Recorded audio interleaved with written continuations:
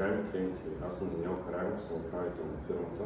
Отговарям за вземането на ключови решения, създаването на партньорство и гарантирам, че всички отдели работят заедно за постигането на нашата цел, предоставянето на висококачествен интернет. Аз съм Мануела и съм ръководител на административния отдел. Ролята на административния отдел е да координира и организира всяко едно звено в фирмата.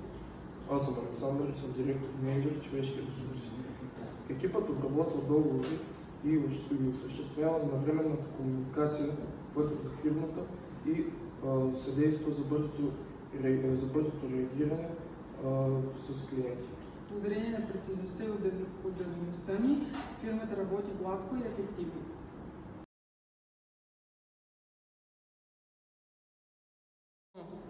Аз съм Габриела и съм ръководител отдел маркетинг. Маркетинг екипът ни отговаря за изграждането на фирмения имидж и привличането на нови клиенти.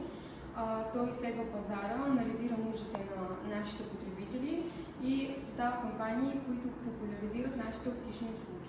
Аз съм Габриела, продуктов менеджер от отдел маркетинг. От социални мрежи до тяхното управление, нашия екип има най-добрия подход и за информиране и вдъхновяване на клиентите да направят най-добрия избор. Аз съм Лъчезар, ръководител на техническия отдел. Както всички знаем, техническия отдел е един от най-важните за развитието на нашата фирма. Ние се занимаваме с инсталирането, надграждането и ремонтните дейности по нашите машини. Аз съм Даниел и съм системен администратор на техническия отдел. Ние винаги сме на разположение за разрешаване на технически въпроси и извършване на ремонтни дейности при необходимост. Аз съм Кристияна и съм търговски директор. Търговският отдел осъществява директния контакт с клиентите, като осигурява персонализирани оферти и решения. Аз съм Ива и съм организатор рекламни продажби в търговски отдел. Нашия екип е добре обучен да анализира нуждите на домакинства, малки бизнеси и големи кооперации, за да осигури най-подходящите условия. Нашата цел е не само да увеличим броя на клиентите, но и да осигурим тяхното доверие.